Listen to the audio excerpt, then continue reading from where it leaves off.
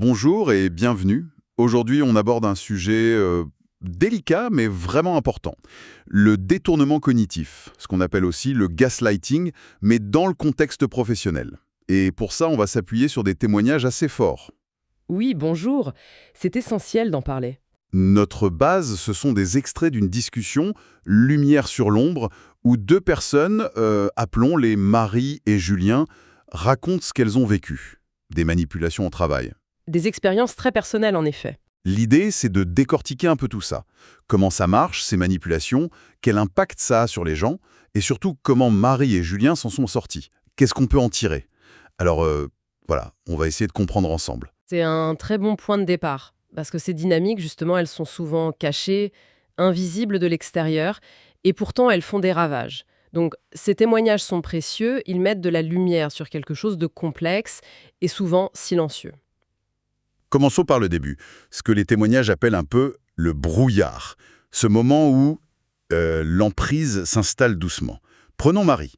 Elle parle d'une collègue. Au début, tout va bien, elle la trouve même sympa, bienveillante, Ah, la phase de séduction, classique. c'est ça. Et puis, petit à petit, les critiques commencent, systématiques.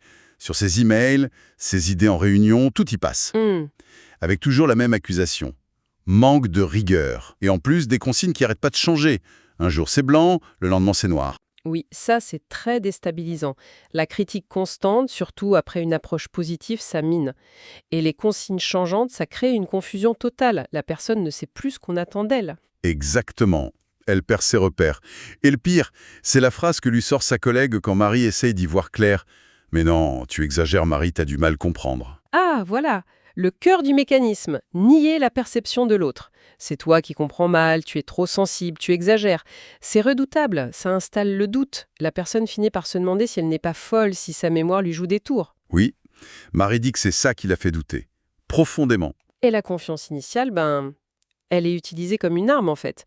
Plus on a fait confiance au début, plus le doute se met ensuite et dévastateur. Et on retrouve un peu ça chez Julien, non? Même si c'est avec un chef, il raconte des ordres contradictoires. Oui, un parallèle intéressant. Un jour, le chef dit A, et peu après, il demande B, le contraire. Et quand Julien, factuellement, lui dit « Mais vous m'aviez dit A », le chef éclate de rire. « Ah, toi, t'es une mémoire sélective. L'humour, utilisé comme une arme là aussi, c'est particulièrement pervers. Ça invalide la remarque de Julien, mais sous couvert de blague. Du coup, comment réagir? Si Julien insiste, il passe pour quelqu'un qui n'a pas d'humour, qui est rigide, susceptible. » C'est terrible. Et il le dit, Julien. Au début, il a pensé que c'était juste de l'humour un peu lourd, quoi. On cherche toujours des explications logiques au début. On minimise. On se dit, j'interprète peut-être mal. Voilà. Jusqu'au moment où le doute prend vraiment toute la place. Et ce doute, il mène presque toujours à l'autoculpabilisation. C'est Julien qui le dit très bien. Tu finis par te dire que le problème, c'est toi. Et c'est pareil pour Marie, on le sent bien. La victime finit par croire ce que le manipulateur dit d'elle. Et ça isole, forcément.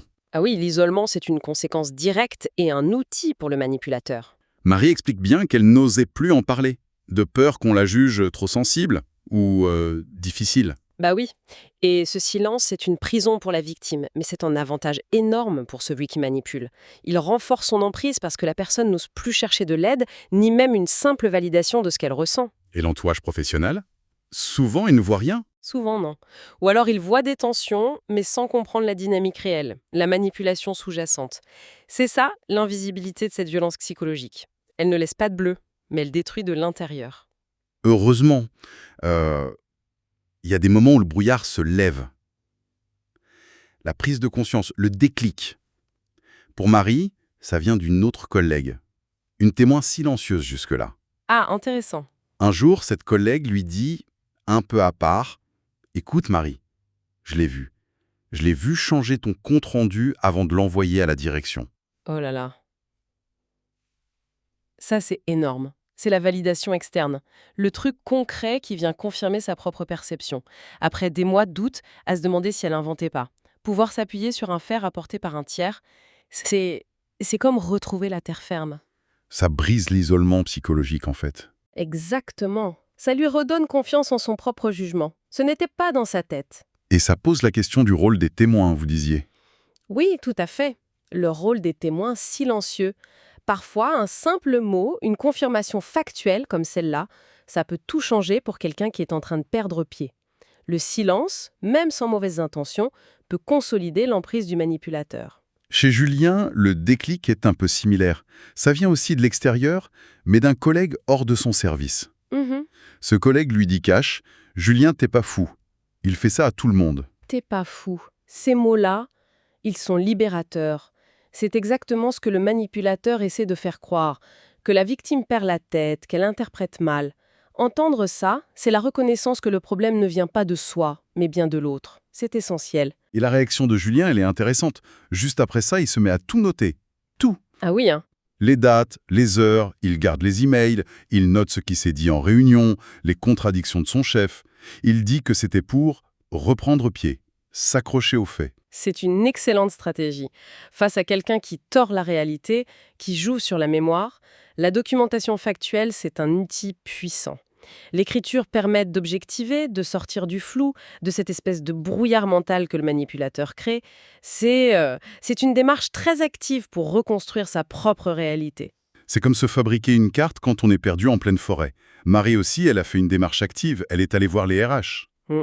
Mais elle raconte que même si ça n'a pas tout résolu tout de suite, rien que le fait d'être écoutée, d'avoir pu raconter son histoire, ça lui a donné de la force. Et pilier important pour commencer à sortir de cette emprise. Et après ?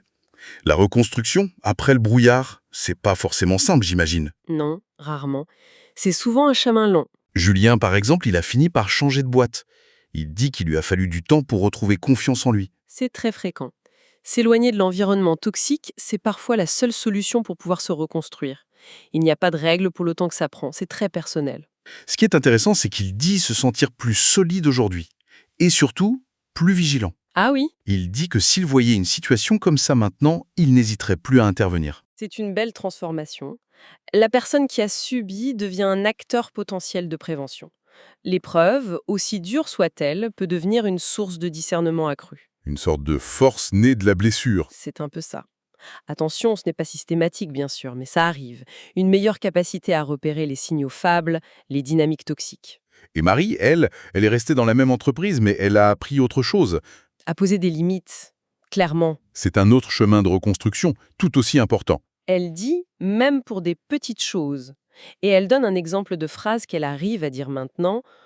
Ce que tu dis là, ça me semble injuste. Est-ce qu'on peut en reparler calmement? C'est excellent. C'est l'affirmation de soi, mais sans agressivité. Retrouver sa voix. Oser dire son désaccord, son ressenti. C'est refuser que l'autre définisse la réalité à sa place.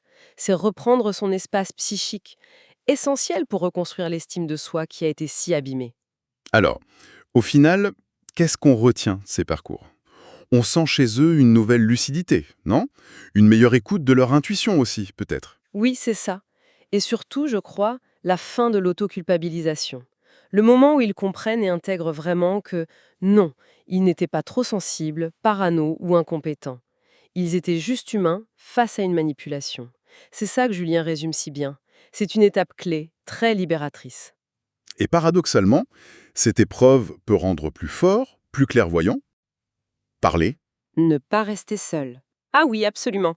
Briser l'isolement, c'est vraiment la première chose. Parler à quelqu'un de confiance. Que ce soit un collègue fiable, un ami, un médecin, les RH, un syndicat. Peu importe, mais trouver quelqu'un pour confronter sa perception, chercher cette validation externe si besoin. Et commencer à chercher des solutions. Voilà, le silence, ça nourrit l'emprise du manipulateur. Parler, c'est le premier pas pour en sortir. Et, il faut le redire, la responsabilité, elle est du côté de celui qui manipule, pas de la victime. C'est crucial de le rappeler. La victime n'est en rien responsable de la manipulation qu'elle subit. Le chemin pour s'en sortir peut être long, mais il existe, c'est ça le message important, non? Oui, c'est le message d'espoir qui ressort de ces témoignages. On peut sortir du gaslighting, on peut se reconstruire. Ça demande du courage, du temps, souvent de l'aide, mais on peut retrouver son intégrité et sa confiance. Bon, pour résumer un peu tout ça, le gaslighting au travail, c'est insidieux, ça joue sur le doute, ça isole. Pour s'en sortir, les clés semblent être la validation par un tiers, la documentation des faits, et surtout, oser parler. C'est une bonne synthèse. Et la reconstruction, même si elle prend du temps, peut mener à un renforcement personnel finalement assez inattendu. Tout à fait. Et peut-être pour ouvrir un peu la réflexion à la fin, ces histoires, aussi personnelles soient-elles, elles nous disent quelque chose de plus large. Au-delà de l'aide qu'on doit apporter aux victimes, elles nous interrogent sur nos lieux de travail. Quelle culture de communication on y a? Est-ce qu'on est attentif collectivement à ces signaux, même faibles? Et quelle est la responsabilité de l'organisation elle-même, pas seulement des individus, dans la prévention de ces dynamiques toxiques, avant qu'elles ne fassent trop de dégâts? Voilà, une question à méditer peut-être. Une question essentielle, en effet. Merci beaucoup pour cet éclairage. Et merci à nos auditeurs et auditrices pour leur écoute.